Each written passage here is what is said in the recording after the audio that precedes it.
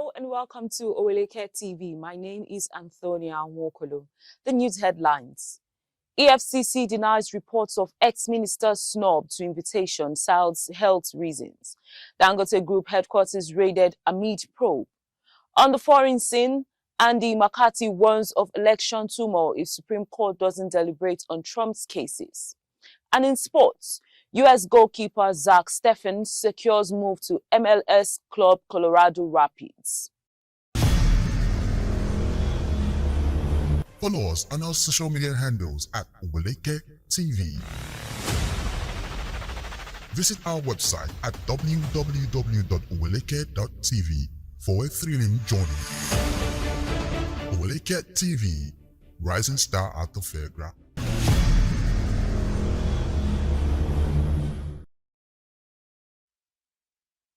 Welcome back. Now the news in details. The Economic and Financial Crimes Commission has clarified that former Minister of Humanitarian Affairs, Disaster Management and Social Development, Sadiya Umar Farouk, did not ignore its invitation. The EFCC spokesperson Dele Oyewale disclosed that the ex-minister sent a letter citing health challenges as the reason for her absence. Oyewale emphasized that Umar Farouk's lawyer also briefed the anti-graft agency on her behalf.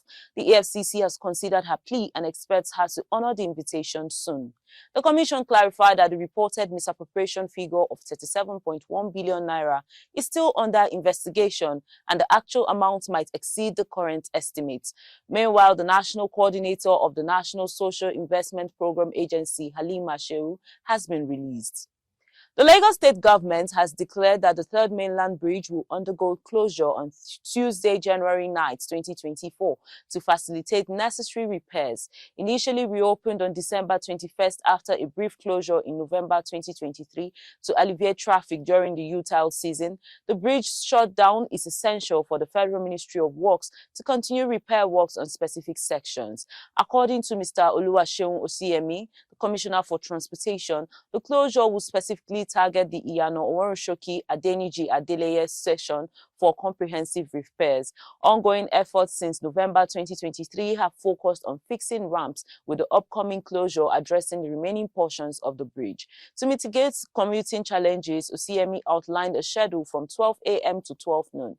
The bridge will be open for mainland inbound island travelers, while those heading from the island to the mainland are advised to use Eco Bridge. Conversely, from 12 noon to 12 a.m., access to the bridge will be available from the island to the mainland, with mainland to island motorists directed to use Eco Bridge. These timings are strategically chosen to align with peak traffic periods, minimizing travel stress. Osiemi urged cooperation with traffic management officials and expressed gratitude for the public's understanding and collaboration, emphasizing the collective effort to maintain road safety.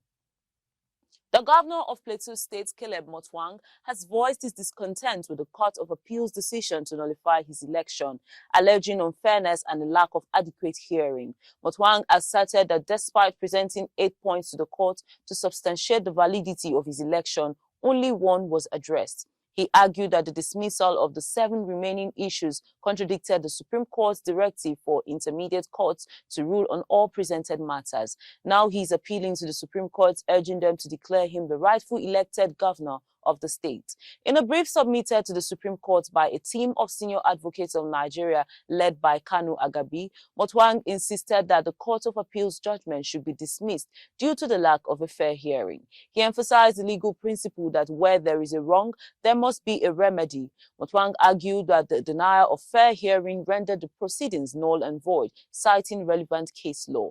He also provided evidence to support his claim that the Court of Appeal unjustly invalidated his election, requesting the Supreme Court to set aside the appellate court's decision and affirm his status as the duly elected governor of Plateau State. The Supreme Court is scheduled to hear his brief on Tuesday.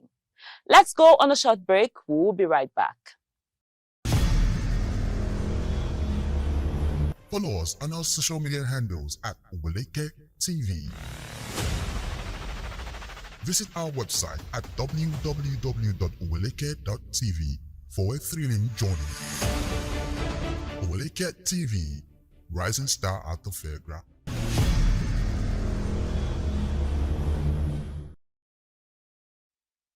Welcome back. A viral video depicting individuals from the northern region seeking recruitment into the Nigerian army while presenting themselves as Lagos indigenes has ignited widespread anger. Major stakeholders, including the Middle Belt Forum, Pan-Niger Delta Forum, Afenifere, and the Northern Elders Forum, have expressed their concerns. Former Minister of Communications, Major General Tajuddin Olarewaju, urged investigations into the recruitment process. Emphasizing the need for transparency and adherence to constitutional rights, Oshodi Isolo local government area has initiated a thorough investigation, while the Nigerian army vows to address the fraudulent activity. Members of the Orilowo Perishable Food Market Association took to the Lagos State House of Assembly in protest, expressing discontent over delays in approving the market's location.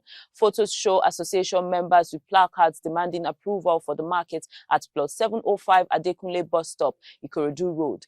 Alex Omotenyise, President of the Center for Human and Socio-Economic Rights, led the protest, stating the approval was sought to operate within established rules and standards. A petition to the Assembly called for intervention to secure the approval and support market traders' livelihoods. The Majority Leader, Honorable Nohim Adams, appealed for time and committed to ensuring justice in the matter. 9 communities in Ogun State, including Abeokuta, Shongo, Ota, Ilaro, Ayetoro, Imeko, Mowe, Ibafo, and Magboro, are currently experiencing power outage due to a decline in power generation from the Egbin Power Station. The Ibadan Electricity Distribution Company announced the outage, citing technical challenges from Egbin as the cause. The distribution company assured that its technical team are working to restore power supply and apologized for any inconvenience caused. Egbin Power Plant is Nigeria's largest thermal generating station, contributing significantly to the national electricity grid. On the day South Africa's Johan Rupert overtook Aliko Dangote as Africa's richest, Nigeria's anti-graft officials conducted a raid on the headquarters of Dangote Group in Lagos. The Economic and Financial Crimes Commission confirmed the raid as part of an ongoing investigation into a former central bank governor, Godwin Emefiele. Johan Rupert and his family now claim the title of Africa's richest, marking the end of Dangote's 12-year dominance. The shift in Africa's billionaire ranking stems from a significant naira devaluation impacting Dangote's wealth, which fell to $9.5 billion in 2023. Rupert, on the other hand, ascended to the top, placing 201st globally on Forbes' latest billionaire ranking. The EFCC raid on Dangote's group headquarters was part of an investigation into forest allocations under Emefiele's tenure. Up next are stories on the foreign scene after the break. Follow us on our social media handles at Oweleketv. Visit our website at www.oweleke.tv for a thrilling journey. Oweleketv, rising star at the fairground.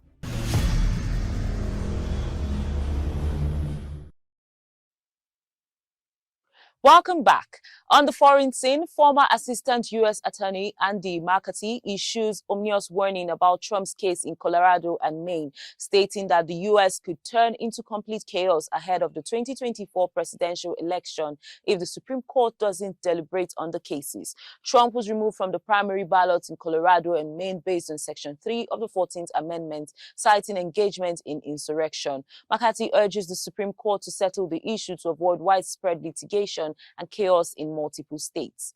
In entertainment, Chief Adedeji Aderemi, known as Olofaino or Baba Olofaino, reportedly passes away. News of his death was shared by his colleague Saidi Balogun on Instagram. He was a renowned figure in Yoruba theatre and film. Aderemi founded Olofaino Theatre Group in 1972 and produced television productions like Odetedo and Lakaye. And in sports, United States goalkeeper Zack Steffen joins Major League Soccer club Colorado Rapids from Manchester City, signing a 3-year contract. The 28-year-old, who was a backup at Man City, made 21 appearances over 4 seasons. Steffen, who spent loan spells at Fortuna Düsseldorf and Middlesbrough, will be hoping for regular football ahead of 2026 World Cup, which the US is co-hosting. Rapids head coach Chris Armas expressed his delight over Steffen's arrival, noting his quality leadership and winning mentality. And just before we go, here's a recap of the headlines. EFCC denies reports of ex-minister Snub to invitation, cites health reasons. Dangote Group headquarters raided amid probe. On the foreign scene, McCarthy warns of election turmoil if Supreme Court doesn't deliberate on Trump's cases. And in sports, U.S. goalkeeper Zack Steffen secures move to MLS club Colorado Rapids. And that's the package on our news bulletin. Kindly follow us on all our social media platforms at Oweleketv. Our website is www.oweleketv. I am Antonia Wonkolo. Thank you for watching. Enjoy your day.